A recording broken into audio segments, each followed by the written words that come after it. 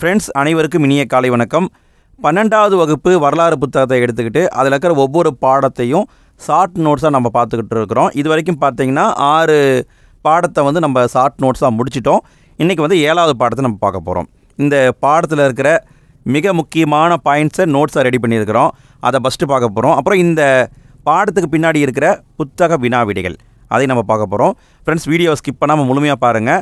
இது வரைக்கும் நம்ம போட்ட வீடியோக்களை நீங்கள் இன்னும் பார்க்கலன்னா இந்த வீடியோக்கு கீழேயே டிஸ்கிரிப்ஷன்லேயும் ஃபஸ்ட்டு கமெண்ட்லேயும் லிங்க் இருக்குது. 6 பாடத்துக்கான லிங்க் இருக்குது. அந்த லிங்க்கை கிளிக் பண்ணிங்கன்னா நீங்கள் எல்லா பாடத்தையும் பார்த்துக்கலாம். சரிங்களா? இல்லைன்னா தனியாக ஒரு பிளேலிஸ்ட் உருவாக்கியிருக்கிறோம், அதுவும் கீழே இருக்குது. நீங்கள் அதை கிளிக் பண்ணிங்கன்னாவே போதும், எல்லாத்தையும் பார்த்துக்கலாம். சரி, வாங்க ஃப்ரெண்ட்ஸ், வீடியோக்குள்ளே போகலாம். அதாவது இது வரைக்கும் என்ன நடந்துச்சு அப்படிங்கிறத நீங்கள் முந்தைய வீடியோக்களை பார்த்துருந்தீங்கன்னா நீங்கள் தெரிஞ்சு வச்சுருந்துருப்பீங்க. பட் நான் சுருக்கமாக சொல்லிடுறேன். 1937 இந்தியாவில் எலெக்ஷன் நடக்குதுங்க. அப்போ வந்து இந்தியாவில் இருந்த இந்திய தேசிய காங்கிரஸும் முஸ்லீம் லீக்கும் எலெக்ஷனில் கலந்துக்கிறாங்க. எப்போது? 1937. அதில் வந்து இந்திய தேசிய காங்கிரஸ் வந்து மிகப்பெரிய அளவுக்கு வெற்றி பெறுது. கிட்டத்தட்ட அப்போ இருந்த 11 மாகாணங்களில் 7 மாகாணங்களில் காங்கிரஸ் வெற்றி பெறுது. எல்லா இடத்துலையும் ஆட்சி அமைக்கிறாங்க. இப்படி நல்லா போயிட்டு இருந்த சமயத்தில் 1938 2ஆம் உலகப் போர் ஆரம்பிக்குது. 2ஆம் உலகப் போரில் இந்திய வீரர்களை இந்தியாவில் இருந்த காங்கிரஸுடைய அனுமதி வாங்காமல் இங்கிலாந்து வந்து போரில் ஈடுபடுத்துகிறாங்க. அப்படி போரில் ஈடுபடுத்துறதை எதிர்த்து இந்தியாவில் இருந்த காங்கிரஸ் தலைவர்கள் எல்லாமே பதவி விலகிறாங்க. எங்களை கேட்காம நீங்கள் எப்படி எங்கள் வீரர்களை போரில் ஈடுபடுத்தலாம் அப்படின்னு சொல்லிட்டு பதவி விலகிறாங்க. அப்போ எப்போ பதவி விலகிறாங்கன்னு பார்த்தீங்கன்னா 1939 பதவி விலகிறாங்க. அடுத்து காந்தியடிகள் என்ன பண்ணுறாருன்னா ஆங்கிலேயரை எதிர்க்கணும் அப்படிங்கிறதுக்காக தனிநபர் சத்தியாகிரகத்தை ஆரம்பிக்கிறாரு. அதாவது இது வரைக்கும் பார்த்தது எல்லாமே வந்து குழு சத்தியாகிரகம். இப்போ என்ன பண்ணுறாரு? தனிநபர் சத்தியாகிரகத்தை ஆரம்பிக்கிறாரு. எப்போ ஆரம்பித்தாங்கன்னா 1940 அக்டோபர் 17 ஆரம்பிக்கிறாங்க. யார் ஆரம்பித்தாங்க அப்படின்னா ஆச்சாரிய வினோபா பாவே. இவர் தான் ஃபஸ்ட்டு ஆரம்பிக்கிறாரு. எங்கே ஆரம்பிக்கிறாரு அப்படின்னா மகாராஷ்டிராவில் இருக்கிற பாவுனர் அப்படிங்கிற இடத்துல இருக்கிற ஆசிரமத்தில் ஆரம்பிக்கிறாரு. இந்த பாயிண்ட்டை முந்தைய தேர்வில் கேட்டிருக்காங்க. ஸோ நல்லா பார்த்துக்கோங்க. தனிநபர் சத்தியாகிரகம் தொடங்கப்பட்ட ஆண்டு 1940 அக்டோபர் 17. ஆச்சாரிய வினோபா பாவே தொடங்கினார். மகாராஷ்டிராவில் இருக்கிற பாவுனர் ஆசிரமத்தில் தொடங்கினார். அடுத்து இந்த தனிநபர் சத்தியாகிரகம் 1940 டிசம்பர் அப்போ வந்து முடிவுக்கு வருது. ஆனால் 1941 ஜனவரியில் இது வந்து குழு சத்தியாகிரகமாக மாற்றப்படுது. பின்னாடி அது 1941 ஆகஸ்ட்டில் இதை முடிவுக்கும் கொண்டு வந்துட்டாங்க. தனிநபர் சத்தியாகிரகம் இல்லைன்னு அறிவிச்சிட்டாங்க. அடுத்து இந்த சமயத்தில் தான் வந்து ஆகஸ்ட் கொடை அப்படிங்கிறத லின்லித்கோ பிரபு வழங்குறாரு. இதையும் நோட் பண்ணுங்கள். இதுவும் முக்கியமான பாயிண்ட் தான். ஆகஸ்ட் நன்கொடை அல்லது ஆகஸ்ட் கொடைன்னு சொல்லுவாங்க. இதை வழங்குறது யாருன்னா லின்லித்கோ பிரபு. எப்போ அறிவித்தார்னா 1940 ஆகஸ்ட் 8 அறிவிச்சிருப்பார். அதில் அவர் என்ன சொல்லியிருப்பாருன்னா இந்தியாவுக்கு ஃப்யூச்சரில் நாங்கள் நிறைய பண்ணுவோன்னு சொல்லியிருப்பார். ஆனால் எப்போ பண்ணுவாங்க, என்ன பண்ணுவாங்கன்னு தெளிவாக சொல்லலை. அதனால் இந்திய தேசிய காங்கிரஸ் வந்து இதை ஏற்றுக்க மாட்டோம்பாங்க. இந்த சமயத்தில் காங்கிரஸும் ரொம்ப பலவீனமாக இருக்கும். எந்த அளவுக்கு பலவீனமாக இருக்குன்னா 1938 இந்திய தேசிய காங்கிரஸுடைய தலைவராக வந்து நேதாஜி அவர்கள் வந்து தேர்ந்தெடுக்கப்பட்டிருப்பார். 1939 இவர் தான் தலைவராக இருந்திருப்பார். பட் இவரை வந்து யாருமே வந்து ஆதரிக்க மாட்டாங்க. இவரோட ஒத்து போக மாட்டேன்னு சொல்லுவாங்க. ஸோ அதனால் என்ன பண்ணுவார்னா கல்கத்தாவில் நடந்த காங்கிரஸ் கூட்டத்தில் நேதாஜி சுபாஷ் சந்திர போஸ் வந்து அவருடைய தலைவர் பதவியை ராஜினாமா பண்ணிடுவார். ஆனால் காங்கிரஸில் இருப்பார். காங்கிரஸ்லேயே இருந்துக்கிட்டு ஃபார்வர்ட் பிளாக் கட்சி அப்படிங்கிற கட்சி உருவாக்கி அதை நடத்திக்கிட்டு இருப்பார். அப்பையும் யாருமே நேதாஜியோட ஒத்து வர மாட்டோம்பாங்க. நேதாஜி வந்து தலைவர் பதவியை ராஜினாமா பண்ணார் இல்லைங்களா? அப்போ அடுத்த தலைவராக வந்தவர் யாருன்னா ராஜேந்திர பிரசாத். இதை நோட் பண்ணிக்கோங்க, கேட்க வாய்ப்பு இருக்குது. அடுத்த தலைவராக வந்தவர் ராஜேந்திர பிரசாத். அடுத்து பார்த்தீங்கன்னா 1939 ஆகஸ்ட் மாதத்தில் காங்கிரஸுடைய எல்லா பதவியிலிருந்தும் நேதாஜி சுபாஷ் சந்திர போஸ் வெளியே வராரு. அதாவது காங்கிரஸ்லேருந்தே வெளியே போயிட்டார். அடுத்து இந்த சமயத்தில் தான் லாகூரில் ஒரு மாநாடு நடக்கும். யார் நடத்துவாங்கன்னா முஸ்லீம் லீக் கட்சி நடத்துவாங்க. அவங்க வந்து 1940 மார்ச் 23 ஒரு தீர்மானம் கொண்டு வருவாங்க. என்ன தீர்மானம் அப்படின்னா எங்களுக்கு தனிநாடு வேண்டும், எங்களுக்கு பாகிஸ்தான் அப்படிங்கிற தனிநாடு வேண்டும் அப்படிங்கிற தீர்மானத்தை கொண்டு வந்திருப்பாங்க. இந்த சமயத்தில் தான் கிரிப்ஸ் தூதுக்குழு அப்படிங்கிறது இந்தியாவுக்கு வரும். 1941 டிசம்பர் 7 அமெரிக்காவுடைய பெர்ல் ஹார்பர்னு சொல்லுவாங்க. இங்கிலீஷில் வந்து அப்படி சொல்லுவாங்க, தமிழில் வந்து முத்து துறைமுகம்னு சொல்லுவாங்க. அந்த முத்து துறைமுகத்தை ஜப்பான் தாக்கும். ஜப்பான் மிகப்பெரிய சக்தியாக உருவாகிட்டு இருக்கும். இந்த தாக்குதல் விஷயம் வந்து அமெரிக்காவுடைய அதிபராக இருந்த ரூஸ்வெல்ட் அவருடைய பார்வைக்கு போகும். அவர் இதை பார்த்த உடனே என்ன பண்ணுவார்னா பிரிட்டனோட பேச்சுவார்த்தை நடத்துவார். பிரிட்டனுடைய பிரதமராக இருந்தவர் யாருன்னா வின்ஸ்டன் சர்ச்சில். அவரை கூப்பிட்டு பேசுவார். இந்த மாதிரி ஜப்பான் வந்து மிகப்பெரிய சக்தியாக மாறிட்டு வர்றான், அந்த ஏரியாவில் அவனை தடுக்கணுன்னா என்ன பண்ணணும் அப்படின்னு பேசுவார். அப்போ ஒரே வழி வந்து இந்தியாவுடைய ஆதரவு வாங்குறது தான். இந்தியாவில் இந்தியர்களுடைய ஆதரவு வாங்கிட்டோம் அப்படின்னா நம்ம வந்து நிறைய வீரர்கள் அங்கே இருக்கிறாங்க, ஸோ ஜப்பானை ஈஸியாகவே தோற்கடிச்சிடலாம் அப்படின்னு இவங்க முடிவு பண்ணுவாங்க. அதனால் என்ன பண்ணுவாங்கன்னா, இந்தியாவில் இருக்கிற காங்கிரஸோட பேச்சுவார்த்தை நடத்த கிரிப்ஸ் தூதுக்குழு அப்படிங்கிறத 1942 மார்ச் மாதம் இந்தியாவுக்கு அனுப்புவாங்க. இந்தியாவுக்கு வந்துட்டு இந்தியாவில் இருக்கிற இந்திய தேசிய காங்கிரஸோட கிரிப்ஸ் தூதுக்குழு பேச்சுவார்த்தை நடத்துவாங்க. அப்போ நாங்கள் நிறைய உங்களுக்கு பண்ணுறோம், ஆனால் எப்போ பண்ணுவோன்னு தெரியாது அப்படிங்கிற மாதிரி சொல்லுவாங்க. நேரு என்ன சொல்கிறாரு பாருங்களேன், நான் முதல் முறையாக வாசித்த போது கடுமையான மன அழுத்தத்துக்கு உட்பட்டேன் அப்படின்னு சொல்லியிருப்பார். இந்த அளவுக்கு வந்து கிரிப்ஸ் தூதுக்குழுவோடைய தோல்வி அப்படிங்கிறது இருந்தது. இந்த சமயத்தில் காந்தியடிகள் வந்து முழு மூச்சாக வந்து வெள்ளியினே வெளியேறு இயக்கத்தை ஆரம்பிக்க போகிறோம் அப்படின்னு சொல்லியிருப்பார். 1942 மே 16 பத்திரிகையாளரை காந்தியடிகள் சந்திப்பார். அப்போ என்ன சொல்லுவார்னா, நாங்கள் வந்து முழு வீச்சில் வந்து வெள்ளியினே வெளியேறு இயக்கத்தை ஆரம்பிக்க போகிறோம், இந்தியாவை கடவுளுடைய கையில் விட்டுருங்க, என்ன ஆனாலும் சரி, நாங்கள் வந்து வெள்ளியினே வெளியேறு இயக்கத்தை போராட்டமாக ஆரம்பிக்க போகிறோம், என்ன நடந்தாலும் சரின்னு எல்லாம் சொல்லியிருப்பார். செய் அல்லது செத்துமடி அப்படிங்கிற வாசகத்தையும் சொல்லியிருப்பார். முடிவை நோக்கிய சண்டை அப்படின்னு சொல்லியிருப்பார். எப்போது 1942 மே 16 சொல்லியிருப்பார். அடுத்து மே 16 இவர் சொல்லிட்டாரா, அடுத்து பார்த்திங்கன்னா ஜூலையிலே வந்து வார்தாவில் வந்து இந்திய தேசிய காங்கிரஸுடைய செயற்குழு கூட்டம் கூடும். எப்போ கூடும்னா 1942 ஜூலை 14 வார்தா அப்படிங்கிற இடத்துல கூடுவாங்க. அப்போ பேசுவாங்க. என்ன பேசுவாங்கன்னா, நம்ம வெள்ளியினே வெளியேறு இயக்கத்தை ஆரம்பிப்போம், நாடு தழுவிய அளவில் சட்ட மறுப்பு போராட்டத்தை பண்ணுவோன்னு சொல்லுவாங்க. பட் இதுக்கு வந்து ராஜாஜியும் புலாபாய் தேசாய் அப்படிங்கிறவரும் உடன்பட மாட்டாங்க. வேண்டாம் இந்த டைமில் பண்ண வேண்டாம் அப்படின்னு அவங்க வந்து சொல்லுவாங்க. அதனால் அவங்க வந்து பதவியையும் ராஜினாமா பண்ணிடுவாங்க. நேரும் வந்து அதே நிலைப்பாட்டில் தான் இருப்பார். ஆனால் வந்து மற்ற உறுப்பினர்கள் எல்லாம் கேட்டதுனால அவர் வந்து எதுவுமே பண்ணாமல் அப்படியே அமைதியாயிருவார். ஸோ இப்படி வார்தா கூட்டமும் வந்து ஓரளவுக்கு அப்படியே சுமூகமாக போயிடும். அடுத்து பார்த்திங்கன்னா, பம்பாயில் 1942 ஆகஸ்ட் மாதம் 8 காந்தியடிகள் வெள்ளியினே வெளியேறு இயக்கத்தை ஆரம்பிக்கிறார். அப்போ தான் ஃபஸ்ட்டு ஆரம்பிக்கிறாரு. அப்போ தான் இந்த முழக்கத்தையும் சொல்லியிருப்பார், செய் அல்லது செத்து மடி அப்படின்னு சொல்லியிருப்பார். இந்த காந்தியடிகள் கூட்டிற்கு பிறகு 1942 ஆகஸ்ட் 9 எல்லா தலைவர்களையும் பிரிட்டன் கவர்மெண்ட் என்ன பண்ணுவாங்கன்னா, சிறையில் பிடிச்சி போட்டுருவாங்க. இருந்தாலும் மக்கள் வந்து பயங்கரமாக போராடுவாங்க. இந்த போராட்டம் எந்த அளவுக்கு இருந்தது அப்படிங்கிறத லின்லித் கோபிரபு என்ன சொல்கிறாரு பாருங்களேன். இவர் வந்து வின்ஸ்டன் சர்ச்சில் அவருக்கு ஒரு லெட்டர் போட்டிருப்பார். அந்த லெட்டரில் என்ன சொல்லுவார்னா, 1857 பெருங்கலகம் வந்துச்சு பார்த்தீங்களா, அந்த பெருங்கலகத்துக்கு பின்னாடி கவலை அளிக்கும் ஒரு வளர்ச்சி, அதாவது அதுக்கு பின்னாடி நம்மளை மிகப்பெரிய அளவுக்கு தாக்கிற ஒரு புரட்சினா இந்த புரட்சி தான். இது ரொம்ப கட்டுக்கடங்காத அளவுக்கு பெருசாக இருக்குது. ஆனால் உலகத்துடைய பார்வையிலேருந்து இதை மறைக்க வேண்டிய சூழல் இருக்குது. ஏன்னா வெளிப்படையாக தெரிஞ்சால் பிரிட்டன் வந்து பலவீனமான நாடு அப்படின்னு சொல்லிட்டு போரில் ஈடுபடுற நாடுகள் உற்சாகமாயிருவாங்க. அதனால் வந்து மறைக்க வேண்டிய தேவை இருக்குது அப்படின்னு லின்லித் கோபிரபு சொல்லியிருப்பார். அடுத்து இந்த சமயத்தில் பார்த்தீங்கன்னா நிறைய புரட்சிகள் ஏற்படும். புரட்சி ஏற்பட்டு ஒரு சில இடங்களில் வந்து புதிய அரசாங்கங்களோடு உருவாகும். 1944 செப்டம்பரில் பார்த்தீங்கன்னா வங்காளத்தில் மிட்னாப்பூர் மாவட்டம்னு ஒரு மாவட்டம் இருக்குது.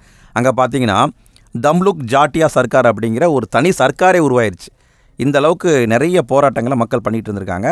காந்தியடிகளை வந்து சிறையில் அடைச்சிருவாங்க. காந்தியடிகள் 1943 பிப்ரவரி 10 21 நாள் உண்ணாவிரதம் இருப்பார். அடுத்து இந்த சமயத்தில் பார்த்தீங்கன்னா ஆசம்கருடைய ஆட்சியாளராக இருந்த ஆர்எச் நவுட் அப்படிங்கிறவர், இவர் வந்து பார்த்தீங்கன்னா இந்த புரட்சியை வந்து ஒழுங்காக வந்து ஹேண்டில் பண்ணல, ஆசம்கர் பகுதியில் புரட்சியை ஹேண்டில் பண்ணலன்னு சொல்லிட்டு அவரை வந்து போஸ்டிங்கை விட்டு தூக்கிடுவாங்க. அவர் என்ன சொல்கிறாரு தெரியுங்களா, அவர் வந்து வெள்ளை பயங்கரத்தை நாங்கள் நிகழ்த்தினோம் அப்படின்னு சொல்கிறார். அதாவது எல்லாரையும் ரொம்ப கொடுமைப்படுத்தணும் அப்படிங்கிறத ஆர்எச் நவுட் அவர் சொல்லியிருக்காருங்க. அடுத்து இந்த சமயத்தில் பார்த்தீங்கன்னா இந்திய தேசிய காங்கிரஸ் வந்து வலுவிழந்து போயிடும். இடதுசாரிகள் அவங்க என்ன பண்ணுவாங்க, இந்த போராட்டத்தை முன்னெடுத்து கொண்டு போவாங்க. அதில் ஒரு வழிமுறை அப்படிங்கிறது தான் ரகசிய வானொலி ஒளிபரப்பு. இதை எப்போ ஆரம்பிக்கிறாங்கன்னா பம்பாய் நகரில் ஆரம்பிக்கிறாங்க. இதுக்கு காரணமானவர் யாருன்னா உஷா மேத்தா, அவர் தான் காரணமானவர். இதில் என்ன பண்ணுறாங்க அப்படின்னா, ஒரு ரகசியமான வானொலியை உருவாக்கி அதன் மூலமாக எல்லா போராட்டக்காரங்களும் பேசிக்கிறாங்க. இந்த வானொலி ஒளிபரப்பு சென்னை வரைக்கும் கேட்டிருக்குது. அடுத்து இந்த சமயத்தில் பார்த்தீங்கன்னா 1943 ஆர்கிபால்ட் வேவல் பிரபு அப்படிங்கிறவர் இந்தியாவுடைய அரச பிரதிநிதியாக வராரு. லின்லித் கோபிரபை கூப்பிட்டுக்கிறாங்க, ஆர்கிபால்ட் வேவல் பிரபு வராரு 1943. அவர் வந்த உடனே சரி இந்தியாவில் இருக்கிற தலைவர்கள்ட்ட திரும்பவும் நம்ம பேச்சுவார்த்தை நடத்தும் அப்படின்னு சொல்லிட்டு 1944 மே 6 மகாத்மா காந்தி அவரை விடுதலை பண்ணுறாரு. அடுத்து இந்த சமயத்தில் வந்து நேதாஜி சுபாஷ் சந்திர போஸ் வந்து ஒரு மிகப்பெரிய தலைவராக இருக்கார். அவரை பற்றி நம்ம பார்க்குறோம். நேதாஜி சுபாஷ் சந்திர போஸ் இவர் ஆகஸ்ட் 1939 காங்கிரஸ்லேருந்து வெளியே வந்துடுவார். வெளியே வந்த உடனே பிரிட்டன்காரங்க இவரை வந்து வீட்டு சிறையில் வச்சுருவாங்க. இவர் அங்கிருந்து தப்பிச்சு இவர் வந்து என்ன பண்ணுவார்னா ஜெர்மனிக்கு போவார். பிறகு வந்து சிங்கப்பூருக்கு போவார். 1942 இந்திய தேசிய இராணுவம் அப்படிங்கிறத மோகன் சிங் அப்படிங்கிற வந்து உருவாக்கியிருப்பார். அந்த இந்திய தேசிய இராணுவத்துடைய தலைமை பொறுப்பை நேதாஜி தான் ஏற்கணும் அப்படின்னு மோகன் சிங் சொல்லுவார். அதனால் 1943 ஜூலை 2ஆம் தேதி சிங்கப்பூருக்கு நேதாஜி போயிருப்பார். அங்கே இருக்கிற படையை வந்து 3 பிரிவாக பிரிச்சிருப்பாருன்னு நம்ம தமிழ் பகுதியில் படிச்சிருப்போம். பெண்கள் படைப்பிரிவின் பெயர் வந்து ஜான்சி ராணி. அந்த பெண்கள் படைப்பிரிவுக்கு யார் தலைவராக இருந்தாங்க அப்படின்னா அம்மு சுவாமிநாதன் அவருடைய மகள் வந்து டாக்டர் லட்சுமி வந்து இந்த பெண்கள் படைப்பிரிவுக்கு தளபதியாக இருப்பாங்க. இந்த சமயத்தில் 1944 ஜூலை 6ஆம் தேதி பார்த்திங்கன்னா இந்திய தேசிய இராணுவம் வந்து மிகப்பெரிய நடவடிக்கையை முன்னெடுப்பாங்க. என்ன பண்ணுவாங்கன்னா, அதாவது ரங்கூன் வழியாக இந்தியாவுக்குள்ளே நுழைவோம், இந்திய பகுதிகளை நம்ம கைப்பற்றுவோம் அப்படின்னு வருவாங்க. ரங்கூன் வந்த உடனே அங்கேருந்து என்ன பண்ணுவார்னா, நேதாஜி சுபாஷ் சந்திர போஸ் வந்து ஆசாத் ஹிந்த் ரேடியோ அப்படிங்கிற ரேடியோ வழியாக பேசுவார். அப்போ என்ன சொல்லியிருப்பாருன்னா, காந்தியடிகளை வந்து தேசத்தின் தந்தையே அப்படின்னு சொல்லியிருப்பார். இந்த கூற்று முக்கியங்க, நல்லா பார்த்துக்கோங்க. காந்திய தேசத்தின் தந்தையே, அதாவது தேசப்பிதா அப்படின்னு சொன்னவர் யாருன்னா நேதாஜி சுபாஷ் சந்திர போஸ். அவர் என்ன சொல்லியிருப்பார், அதாவது நீங்கள் வந்து எங்களுக்கு ஆசி கொடுக்கணும், நாங்கள் வந்து இந்தியாவை பிடிக்க போகிறோம் அப்படிங்கிற மாதிரி சொல்லியிருப்பாங்க. அடுத்து பார்த்திங்கன்னா பெரிய படையையும் கூப்பிட்டு வந்திருப்பாங்க. அந்த பெரிய படைப்பிரிவு வந்து மணிப்பூரில் இருக்கிற இம்பால் வழியாக உள்ள நுழையும். அந்த படையில் வந்து பார்த்திங்கன்னா ஜப்பானிய வீரர்கள் இருப்பாங்க. அந்த படைக்கு தளபதி யாருன்னு பார்த்திங்கன்னா சார் நவாஸ் அப்படிங்கிறவர். இருந்தாலும் பிரிட்டன்காரங்க அவங்கள 1945 கைது பண்ணிடுவாங்க. 45 கைது பண்ண உடனே அந்த கைது பண்ணிய தலைவர்களை கொண்டாந்து டெல்லி செங்கோட்டையில் வந்து விசாரணைப்படுத்துவாங்க. டெல்லி செங்கோட்டையில் பார்த்திங்கன்னா 3 அதிகாரிகளை மட்டும் குற்றம் சாட்டி விசாரணை பண்ணுவாங்க. அதாவது 3 பேர் தான் முக்கியம், நீங்கள் தான் ஆங்கில அரசுக்கு எதிராக செயல்பட்டிருக்கீங்க அப்படின்னு குற்றம் சாட்டுவாங்க. யார் யார் அப்படின்னு பார்த்தீங்கன்னா sir Nawaz Khan, PK Sehgal, GS Dhillon, இந்த 3 பேரையும் வந்து டெல்லியில் செங்கோட்டையில் வந்து விசாரிப்பாங்க. அப்போ வந்து நேரு அவர்கள் போய் வாதாடுவார். இது மிக முக்கியமான பாயிண்ட்டுங்க. ஏன்னா 1920 ஒத்துழையாமை இயக்கம் நடக்கும். அப்போ வந்து என்ன பண்ணுவாங்கன்னா, ஆங்கில அரசு கொடுத்த பட்டம், ஆங்கில அரசு கொடுத்த விருதுகள் எல்லாத்தையுமே தூக்கி எறிஞ்சிருவாங்க. அப்போ நேரு அவர்களும் என்ன பண்ணுவார்னா, அவர் வந்து வழக்கறிஞராக படிச்சிருப்பார், ஸோ எனக்கு அது தேவையில்லை அப்படின்னு அதை வந்து தூக்கி எறிஞ்சிருப்பார். ஆனால் முதல் முறையாக அவர் வந்து கருப்பு அங்கியை அணிஞ்சிட்டு போய் அவர் இவங்களுக்காக வாதாடுவார். கடைசியாக பார்த்தீங்கன்னா 1946 ஜனவரி 6ஆம் தேதி வந்து இவங்க 3 பேரையுமே வந்து விடுதலை பண்ணிடுவாங்க. சரி, ஓகே, ஒன்றும் பிரச்சனை இல்லை அப்படின்ட்டு விடுதலை பண்ணிடுவாங்க. அடுத்து இந்த சமயத்தில் உருவானது தான் ராயல் இந்திய கடற்படை கிளர்ச்சி. இது என்ன அப்படின்னா, கடற்படையினர் வந்து கிளர்ச்சி பண்ணியிருப்பாங்க. எப்படி நடந்தது அப்படின்னு பார்த்தீங்கன்னா, மும்பையில் வந்து HMIS தல்வார் அப்படிங்கிற ஒரு போர்க்கப்பல் இருக்குங்க. மும்பையில் ஒரு போர்க்கப்பல் இருக்கும். அந்த போர்க்கப்பலில் BC தத் அப்படிங்கிற ஒரு மாலுமி இருப்பார். அவர் என்ன பண்ணுவார்னா, அந்த போர்க்கப்பலுக்கு வெளிப்புறமாக வந்து வெள்ளையனே வெளியேறு அப்படின்னு எழுதி வச்சுருவார். அதை பார்த்த உடனே BC தத்தை வந்து பிரிட்டன் கவர்மெண்ட் கைது பண்ணிடுவாங்க. ஆனால் அந்த கைதுக்கு எதிர்த்து 1946 பிப்ரவரி 18ஆம் தேதி அங்கே இருந்த எல்லா மாலுமிகள், கிட்டத்தட்ட 1100 மாலுமிகளும் போராட்டம் பண்ணுவாங்க. அவங்க வந்து கப்பலை அவங்க கண்ட்ரோல் எடுத்துக்குவாங்க. கிட்டத்தட்ட இந்த விஷயம் வந்து எல்லா ஏரியாவுக்கும் ஆரம்பிக்கும். எல்லா கடற்படை தளமும் புரட்சி பண்ண ஆரம்பிச்சிருவாங்க. HMIS தல்வாரில் தான் ஃபஸ்ட்டு ஆரம்பிக்கும். அடுத்து பார்த்தீங்கன்னா HMIS இந்துஸ்தான் அப்படின்னு ஒரு போர்க்கப்பல் இருக்குது. இது எங்கே இருக்குன்னா கராச்சியில் இருக்குது. இந்த கராச்சிக்கு வந்து விஷயம் போகுது. எப்போ போகுது? 1946 பிப்ரவரி 19ஆம் தேதி. அதாவது 18 வந்து பம்பாயில் நடக்குது, 19 வந்து கராச்சிக்கு விஷயம் போகுது. அப்போ அங்கே இருக்கிறவங்களும் போராட்டம் பண்ணுறாங்க. இப்படியே படிப்படியாக பார்த்தீங்கன்னா விமானப்படை, தரைப்படை எல்லாமே சேர்ந்துக்கிறாங்க. ஒரு மிகப்பெரிய கழகத்தை உருவாக்கும் போது பிரிட்டன் கவர்மெண்ட் சமாளிக்க முடியாமல் திணறும். என்ன பண்ணுறதுன்னு தெரியாமல் திணறிட்டு இருக்கும்போது தான் சர்தார் வல்லபாய் பட்டேல் வந்து ஓகே நம்ம மத்திசம் பேசலான்னு சொல்லிட்டு அந்த பிரச்சனைக்கு ஒரு மத்திசம் பேசுவார். இப்படி வந்து இந்திய படைகளும் வந்து பிரிட்டனை எதிர்த்திருப்பாங்க. அடுத்து இந்த சமயத்தில் வந்து இந்தியாவில் வந்து பார்த்திங்கன்னா இன்னும் ஒரு பிரச்சனை மெயினாக ஓடிக்கிட்டு இருக்கும். என்ன பிரச்சனை அப்படின்னா, இந்தியா பாகிஸ்தான் அப்படின்னு சொல்லிட்டு இந்தியாவை பிரிக்கணும் அப்படிங்கிற பிரச்சனை. 1940 மார்ச் 23 வந்து லாகூரில் நடந்த முஸ்லீம் லீக்குடைய மாநாட்டில் எங்களுக்கு தனிநாடு வேணும் அப்படின்னு சொல்லிட்டு முஸ்லீம் லீக் வந்து தீர்மானத்தை நிறைவேற்றியிருப்பாங்க. அதை பற்றி தான் வந்து ராஜாஜி வந்து ஒரு கருத்தை உருவாக்கியிருப்பார். அதான் வந்து ராஜாஜியுடைய திட்டம். இதை வச்சுக்கிட்டு 1944 ஏப்ரலில் வந்து பேச்சுவார்த்தை நடத்துகிறாங்க. அதாவது நம்ம 2 பேரும் ஒற்றுமையாக சேர்ந்து போராடுவோம், அப்புறமேட்டு நம்ம முடிவு பண்ணிக்கலாம் அப்படிங்கிற மாதிரி காங்கிரஸும் முஸ்லீம் லீக்கும் வந்து பேச்சுவார்த்தை நடத்துவாங்க. பட் அதில் வந்து உடன்பாடு ஏற்படாது. இந்த சமயத்தில் வந்து பார்த்திங்கன்னா காங்கிரஸுடைய தலைவராக இருப்பவர் யாருன்னு பார்த்திங்கன்னா மௌலானா அபுல் கலாம் ஆசாத். அவர் வந்து தலைவராக இருப்பார். சரி, இந்த பிரச்சனைக்கு ஒரு தீர்வு தான் பார்ப்போமே அப்படின்னு சொல்லிட்டு அப்போ இருந்த வேவல் பிரபு என்ன பண்ணுறாருன்னா, சிம்லாவுக்கு நீங்கள் வாங்க, நம்ம ஒரு மாநாடு மாடி போடுவோம், அந்த மாநாட்டில் நம்ம டிஸ்கஸ் பண்ணலான்னு கூப்பிடுவார். சிம்லா மாநாடு அப்படிங்கிறது 1945 ஜூன் 25 ஆரம்பித்து ஜூலை 14 வரைக்கும் நடக்குங்க. ஆனால் அதுலேயும் வந்து எந்த விதமான முன்னேற்றமும் இருக்காது. அதாவது அவங்க என்ன பண்ணுவாங்கன்னா, முஸ்லீம் லீக் வந்து எங்களுக்கு தனியான நாடு வேணும் அப்படிங்கிறதுல உறுதியாக இருப்பாங்க. அடுத்து பார்த்திங்கன்னா முஸ்லீம் லீக்குடைய வருடாந்திர மாநாடு 1946 ஏப்ரலில் வந்து டெல்லியில் நடக்குங்க. அப்பையும் வந்து என்ன சொல்லுவாங்கன்னா, எங்களுக்கு தனியான ஒரு நாடு வேணும் அப்படிங்கிற மாதிரி தான் சொல்லுவாங்க. அடுத்து பார்த்திங்கன்னா பிரிட்டனில் இந்த காலகட்டத்தில் வந்து ஆட்சி மாற்றம் ஏற்படுது. அதாவது வின்ஸ்டன் சர்ச்சில் இருந்தார் இல்லைங்களா, அவர் போயிட்டு அந்த இடத்துக்கு வந்து கிளமெண்ட் அட்லி அப்படிங்கிறவர் வராரு. இவர் வந்து தொழிலாளர் கட்சியை சார்ந்தவர். இவர் வந்து இந்தியாவுடைய விடுதலை போராட்டத்துக்கு ஆதரவு கொடுத்தவர்.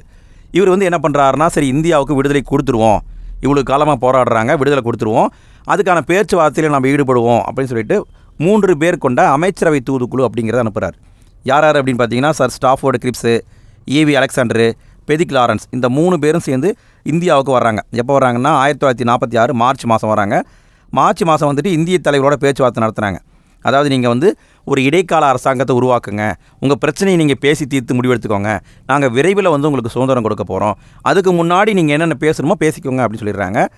1946 ஜூன் 6ஆம் தேதி ஜின்னா வந்து இந்த அமைச்சரவை தூதுக்குழுவுடைய முடிவுக்கு ஒப்புதல் தெரிவிக்கிறாரு. 1946 ஜூலை 7ஆம் தேதி நேரு ஒப்புதல் தெரிவிக்கிறாரு. ஆனால் 1946 ஜூலை 29ஆம் தேதி ஜின்னா இந்த ஒப்புதலை நிராகரிக்கிறார். எனக்கு வேண்டாம், நான் உடன்பட மாட்டேன், எனக்கு தனிநாடு வேணும் அப்படிங்கிற மாதிரி திரும்பி ஆரம்பிக்கிறாங்க. இந்த சமயத்தில் வந்து இந்தியாவில் வந்து தேர்தல் நடக்குது. காங்கிரஸ் அவங்களுக்கு ஒதுக்கப்பட்ட 210 இடங்களில் 199 இடங்களில் ஜெயிக்கிறாங்க. முஸ்லீம் லீக் அவங்களுக்கு ஒதுக்கப்பட்ட 77 இடங்களில் 76 இடங்களில் ஜெயிக்கிறாங்க. அடுத்து பார்த்திங்கன்னா இடைக்கால அரசை வந்து அமைக்கப்படுது. 1946 ஆகஸ்ட் 12ஆம் தேதி நேரு தலைமையில் இடைக்கால அரசு உருவாக்கப்படுது. அதில் வந்து இந்த காங்கிரஸ் சார்பாக வந்து என்ன பண்ணுறாங்கன்னா, சில முஸ்லீம் தலைவர்களையும் உள்ளே கொண்டு வர்றாங்க. அதாவது முஸ்லீம் உறுப்பினர்களை காங்கிரஸ் தான் நியமிக்கும் அப்படிங்கிற மாதிரி அவங்க பண்ணுறாங்க. ஆனால் இந்த முஸ்லீம் லீக் என்ன சொல்கிறாங்கன்னா, முஸ்லீம் அப்படின்னாவே நாங்கள் தான் நியமிப்போம், வேறு யாரும் நியமிக்கக்கூடாது அப்படின்னு சொல்லிட்டு அவங்க போராட்டம் பண்ணுறாங்க. 1946 ஆகஸ்ட் 16ஆம் தேதி நேரடி நடவடிக்கை அப்படிங்கிறத ஆரம்பிக்கிறாங்க. அதனால் வந்து மதக்கலவரம் உருவாகுது. அந்த கலவரத்தில் வந்து கல்கத்தாவில் இருந்த பேலிகாத்தா அப்படிங்கிற நகரம் வந்து ரொம்பவே பாதிக்கப்படுதுங்க. அங்கே காந்தியடிகள் போயிட்டு என்ன பண்ணுவார்னா, எல்லாத்தையும் வந்து அமைதிப்படுத்துவார். இந்த சமயத்தில் 1946 அக்டோபர் 26ஆம் தேதி இடைக்கால அமைச்சரவை மீண்டும் மறுசீரமைக்கப்படும். அதில் முஸ்லீம் லீக் உறுப்பினர்கள் கலந்துக்க மாட்டாங்க. 1946 குறிப்பாக டிசம்பர் 9ஆம் தேதி முதல் சட்டசபை கூடும். அதில் பார்த்திங்கன்னா மொத்தம் 207 உறுப்பினர்கள் தான் கலந்துக்குவாங்க. பிறகு வந்து பார்த்திங்கன்னா முஸ்லீம் லீக்கும் வந்து இதில் சேர்ந்துக்கிட்டு அப்புறம் என்ன பண்ணுவாங்கன்னா, சரி எல்லாமே சேர்ந்து பயணிப்போம் அப்படிங்கிற மாதிரி அவங்க பண்ணுவாங்க. பட் 1947 மார்ச் மாதம் என்ன பண்ணுவார்னா, லியாகத் அலிகான் அவர் வந்து நிதி உறுப்பினராக வருவார். அவர் வந்து நிதிநிலையை தாக்கல் பண்ணுவார். அதை வந்து சோசலிச நிதிநிலை அறிக்கை அப்படிங்கிற மாதிரி சொல்லி தாக்கல் பண்ணுவார். அவர் தாக்கல் பண்ண அந்த அறிக்கை வந்து இந்திய தேசிய காங்கிரஸுக்கு ஆதரவாக இருந்த முக்கியமான தொழில் அதிபர்களை குறிவச்சு அவங்கள வந்து ரெய்டு பண்ணுற மாதிரி இருக்கும். அதனால் என்ன பண்ணுவாங்கன்னா, இந்திய தேசிய காங்கிரஸ் வந்து என்னப்பா அது வம்பா போச்சு, அப்போ உண்மையாலுமே நம்ம ஒத்துமையாக இருக்க முடியாது அப்படிங்கிறத புரிஞ்சுக்கணும் அப்படிங்கிறதுக்காக தான் இவர் தாக்கல் பண்ணியிருப்பார். அப்போ புரிஞ்சுக்கிறாங்க, சரி ஓகே இந்தியாவை வந்து நம்ம பிரிக்க விட்டுறலாம் அப்படிங்கிற மாதிரியும் முடிவெடுத்துருவாங்க. இப்படி பிரச்சனை ஓடிக்கிட்டு இருக்கிற சமயத்தில் இங்கிலாந்து பிரதமராக இருந்த அட்லி அவர் என்ன பண்ணுவார்னா, 1947 பிப்ரவரி 20 வந்து ஒரு ஸ்டேட்மெண்ட்டாக வெளியிடுவாங்க. என்ன சொல்லுவாங்கன்னா, 1948 ஜூன் மாதத்தில் இந்தியாவிலேருந்து பிரிட்டன் வந்து வெளியேறும், அதுக்குள்ளே நாங்கள் சுதந்திரத்தை கொடுத்துருவோம் அப்படிங்கிற மாதிரி அறிவிப்பு கொடுத்துருவார். அதுக்காக என்ன பண்ணுவார்னா, இந்தியாவில் இருந்த வேவல் பிரபுவை தூக்கிட்டு அதுக்கு பதிலாக 1947 மார்ச் 22ஆம் தேதி மவுண்ட் பேட்டன் பிரபு அப்படிங்கிறவரை இந்தியாவுக்கு அனுப்புவார். மவுண்ட் பேட்டன் பிரபு இந்தியாவுக்கு வந்த உடனே 1947 ஜூன் 3ஆம் தேதி ஒரு பிளான் கொண்டு வருவார். ஜூன் 3ஆம் தேதி திட்டம் அப்படின்னு சொல்லிட்டு அந்த திட்டத்துக்கு இந்திய தேசிய காங்கிரஸும் முஸ்லீம் லீக்கும் ஒப்புதல் கொடுப்பாங்க. 1947 ஜூன் 15ஆம் தேதி காங்கிரஸுடைய செயற்குழு வந்து அதுக்கு ஒப்புதல் கொடுக்கும். கோவிந்த் பல்லப் பந்த் அப்படிங்கிற ஒரு பிரிவினைக்கான தீர்மானத்தை கொண்டு வருவார். அந்த தீர்மானத்தை எல்லாரும் ஏற்றுக்குவாங்க. அப்புறம் இந்தியா பாகிஸ்தான் அப்படின்னு சொல்லிட்டு 2 நாடுகளாக பிரிக்கப்படும். அப்படி தான் வந்து இந்தியாவுக்கு சுதந்திரம் வழங்கப்பட்டிருக்குது. இதுதாங்க இந்த பாடத்தில் இருக்கிற முக்கியமான பாயிண்ட்ஸு. ஃப்ரெண்ட்ஸ், முக்கியமான நோட்ஸை பார்த்துட்டோம். அடுத்து நம்ம இந்த பாடத்துக்கு பின்னாடி இருக்கிற புத்தக வினா விடைகளை பார்க்க போகிறோம். அதுக்கு முன்னால் இந்த வீடியோவை இவ்வளோ நேரம் நீங்கள் பார்த்துருப்பீங்கன்னு நான் நம்புகிறேன். வீடியோ பிடிச்சிருந்ததுன்னா மறக்காமல் லைக் போடுங்க. வீடியோ எப்படி இருந்தது அப்படிங்கிறத கமெண்ட்டில் போடுங்க. நீங்கள் போடுற லைக், நீங்கள் போடுற கமெண்ட் வந்து எங்களுக்கு அடுத்தடுத்த வீடியோக்களை பண்ணுறதுக்கு மோட்டிவேஷனாக இருக்குது. ஸோ அதுக்காக மறக்காமல் பண்ணிவிடுங்க. சரி, நம்ம புத்தக வினா விடையை பார்க்கலாம். முதல்ல பார்க்குறது சரியான விடையை தேர்ந்தெடுத்து எழுதுக. முதல் கேள்வியை பாருங்கள். தனிநபர் சத்தியாகிரகம் எப்பொழுது தொடங்கப்பட்டது? இதுதான் ஃபஸ்ட்டு கேள்வி. இதுக்கான விடை வந்து 1940 அக்டோபர் 17ஆம் தேதி தொடங்கியிருப்பாங்க. யார் பண்ணியிருப்பாங்கன்னா, வினோபா பண்ணியிருப்பார். மகாராஷ்டிராவில் பாவனர் ஆசிரமம் அப்படின்னு ஒரு இடம் இருக்குது, அங்கே பண்ணியிருப்பார். அடுத்த கொஷினை பாருங்கள். பின்வருவனவற்றை பொருத்தி சரியான விடையை தேர்வு செய்க. கரெக்டாக பொறுத்த சொல்கிறாங்க. இந்து முஸ்லீம் கழகம் இதனால் பாதிக்கப்பட்ட இடம் வந்து நவகாலி இடம் பாதிக்கப்பட்டது. அடுத்து பாருங்கள். ஆகஸ்ட் நன்கொடை வழங்கியவர் லின்லித்கோ பிரபு. பிரிவினைக்கான தீர்மானத்தை முன்மொழிந்தவர் வந்து கோவிந்த் பல்லப் பந்த். இந்திய தேசிய இராணுவத்தை உருவாக்கியவர் மோகன் சிங். இதாங்க ஆன்சர். அடுத்து பாருங்கள். 3வது கேள்வி. கிரிப்ஸ் தூதுக்குழு யாருடைய ஆட்சியின் போது இந்தியாவிற்கு வருகை தந்தது அப்படின்னு கேட்டிருக்காங்க. யாருடைய ஆட்சின்னு பார்த்தீங்கன்னா லின்லித்கோ பிரபு அவர் இருக்கும்போது தான் வந்திருப்பாங்க. அடுத்து 4வது கேள்வியை பாருங்கள். பின்வருவனவற்றை பொருத்தி சரியான விடையை தேர்வு செய்க. கரெக்டாக பொருத்தி ஆன்சரை கண்டுபிடிக்கணும். அமெரிக்க குடியரசுத் தலைவர் வந்து எஃப்டி ரூஸ்வெல்ட்டு, சீன குடியரசுத் தலைவர் வந்து சியாங் கே சேக்கு, பிரிட்டிஷ் பிரதமர் வந்து வின்ஸ்டன் சர்ச்சில், ஜப்பான் பிரதமர் வந்து டோஜோ. இதாங்க ஆன்சரு. அடுத்தது 5வது கேள்வி. சுபாஷ் சந்திர போஸ் எந்த ஆண்டு காங்கிரஸிலிருந்து நீக்கப்பட்டார்? எப்போ நீக்கப்பட்டார்னா 1939 ஆகஸ்ட்டில் வந்து நீக்கப்பட்டிருப்பார். அடுத்து 6வது கேள்வியை பாருங்கள். மகாத்மா காந்தியடிகளுடைய செய் அல்லது செத்து மடி என்ற நிகழ்வின் போது அழைப்பு விடுத்தார். அதாவது என்ன சொல்ல வர்றாங்கன்னா, மகாத்மா காந்தியடிகள் செய் அல்லது செத்து மடிங்கிறத எப்போ அறிவித்தார்னு கேட்குறாங்க. வெள்ளியனே வெளியேறு இயக்கம் 1942 ஆரம்பிக்கப்பட்டிருக்கும். பம்பாயில் வந்து ஆகஸ்ட் 8ஆம் தேதி வந்து காந்தியடிகள் பேசியிருப்பார். அப்போ தான் சொல்லியிருப்பார். அடுத்து 7வது கேள்வியை பாருங்கள். வெள்ளியனே வெளியேறு இயக்கத்தின் போது பம்பாயில் ரகசிய வானொலி நிலையத்தை நிறுவியவர் யாருன்னு கேட்குறாங்க. யார் உருவாக்குனாங்க அப்படின்னு பார்த்தீங்கன்னா உஷா மேத்தா அவர் உருவாக்கியிருப்பார். அடுத்து 8வது கேள்வியை பாருங்கள். இந்திய தேசிய இராணுவ படை வீரர்கள் சார்பாக நீதிமன்றத்தில் வாதாடியவர் யார்? நீதிமன்றத்தில் யார் வாதாடினாங்கன்னா ஜவஹர்லால் நேரு. அவர் வந்து அதாவது 1920க்கு பிறகு வந்து வக்கீலாக வந்து வாதாடியிருப்பார். அடுத்து 9வது கேள்வியை பாருங்கள். 1942 வெள்ளையனே வெளியேறு இயக்கம் தொடங்கப்பட்ட போது இந்தியாவுடைய அரச பிரதிநிதியாக இருந்தவர் யாருன்னு கேட்குறாங்க. இந்தியாவுடைய அரச பிரதிநிதியாக இருந்தவர் யாருன்னு பார்த்தீங்கன்னா லின்லித்கோ பிரபு அவர் தான் இருந்திருப்பார். அடுத்து பாருங்கள் 10வது கேள்வி. கூற்று காரணம் டைப்பில் கொடுத்துருக்குறாங்க. கூற்று என்ன சொல்கிறாங்கன்னு பாருங்களேன். வெள்ளையனே வெளியேறு இயக்கம் அதன் குறிக்கோளை அடையவில்லை. இது வந்து கூற்று. காரணம் என்னென்னா, அப்போதைய பிரிட்டிஷ் அரசு கடுமையான அடக்குமுறையை பின்பற்றியது. இந்த கூற்று காரணம் சரியானு கேட்டால் ரெண்டுமே சரிதான். காரணம் கூற்றை சரியாக விளக்குது. அதாவது கடுமையான அடக்குமுறை காரணமாக அந்த அளவுக்கு பெருசாக எதுவும் பண்ண முடியல. அடுத்து 11வது கேள்வியை பாருங்கள். இந்திய தேசிய இராணுவம் எந்த நாட்டு உதவியுடன் அமைக்கப்பட்டதுன்னு கேட்டிருக்காங்க. எந்த நாட்டு உதவியுடன் அமைக்கப்பட்டதுன்னா ஜப்பான் நாட்டு உதவியுடன் அமைக்கப்பட்டது. அடுத்து 12வது கேள்வியை பாருங்கள். இந்திய தேசிய இராணுவத்துடைய பெண்கள் படைப்பிரிவின் பெயர் என்ன அப்படின்னு கேட்குறாங்க. பெண்கள் படைப்பிரிவின் பெயர் ஜான்சி ராணி படைப்பிரிவு. அதாவது இதனுடைய கேப்டன் தான் வந்து லட்சுமி, ஆனால் படைப்பிரிவுக்கு பேர் வந்து ஜான்சி ராணி. அடுத்து 13வது கேள்வியை பாருங்கள். சுதந்திர இந்தியாவுடைய தற்காலிக அரசாங்கத்தை நேதாஜி சுபாஷ் சந்திர போஸ் எங்கு ஏற்படுத்தினார் அப்படின்னு கேட்குறாங்க. தற்காலிக அரசை எங்கே உருவாக்கியிருப்பாங்கன்னா சிங்கப்பூரில் உருவாக்கியிருப்பாங்க. அடுத்து 14வது கேள்வியை பாருங்கள். இந்திய தேசிய இராணுவ படை மீதான விசாரணை எங்கு நடைபெற்றது அப்படின்னு கேட்குறாங்க. எங்கு நடைபெற்றதுன்னா நமக்கு தெரியும், டெல்லியில் செங்கோட்டையில் நடைபெற்றது. 3 வீரர்களை வந்து விசாரிச்சிருப்பாங்க. அடுத்து 15வது கேள்வியை பாருங்கள். 1945 சிம்லா மாநாட்டை கூட்டிய அரச பிரதிநிதி யாருன்னு பார்த்தீங்கன்னா பேவல் பிரபு. அவர் தான் வந்து சிம்லா மாநாட்டை கூட்டியிருப்பார். அடுத்த கேள்வியை பாருங்கள். 1946 இடைக்கால அரசாங்கம் யாருடைய தலைமையில் அமைக்கப்பட்டது? இடைக்கால அரசாங்கத்தை யாருடைய தலைமையில் அமைச்சாங்கன்னா ஜவஹர்லால் நேரு அவர் தலைமையில் அமைச்சிருப்பாங்க. அடுத்து 17வது கேள்வியை பாருங்கள். சரியான வரிசையில் அமைத்து விடையை தேர்வு செய்யன்னு கொடுத்துருக்காங்க. இதுக்கான விடை என்னென்னு பார்த்தீங்கன்னா, இந்திய தேசிய இராணுவம் 1942 உருவாக்கப்பட்டிருக்கும். மோகன் சிங் உருவாக்கியிருப்பார். இது ஃபஸ்ட்டு பாயிண்ட்டு. 2வது பிளான் பார்த்தீங்கன்னா ராஜாஜி அவர்கள் 1944 ஏப்ரலில் வந்து ராஜாஜி திட்டம் அப்படிங்கிறத முன்மொழிஞ்சிருப்பார். அடுத்து 3வது பார்த்தீங்கன்னா இந்திய தேசிய இராணுவத்தின் மீதான விசாரணை 1945 to 46 வரைக்கும் நடந்திருக்கும். அடுத்து 4வது பார்த்தீங்கன்னா 1946 வந்து ராயல் இந்திய கடற்படை கழகம் நடந்திருக்கும். அடுத்து 18வது கேள்வியை பாருங்கள். பின்வரும் நிகழ்வுகளின் சரியான வரிசையை தேர்வு செய்க. அதாவது இங்கேயும் வந்து கரெக்டாக வந்து தேர்வு பண்ண சொல்லியிருக்காங்க. இதை வரிசைப்படுத்தணும் அப்படின்னா ஃபஸ்ட்டில் வர்றது வந்து பார்த்திங்கன்னா ஆகஸ்ட் நன்கொடை. இதை வந்து 1940 ஆகஸ்ட் 8ஆம் தேதி லின்லித்கோ பிரபு அவர் வந்து சொல்லியிருப்பார். ஓகே.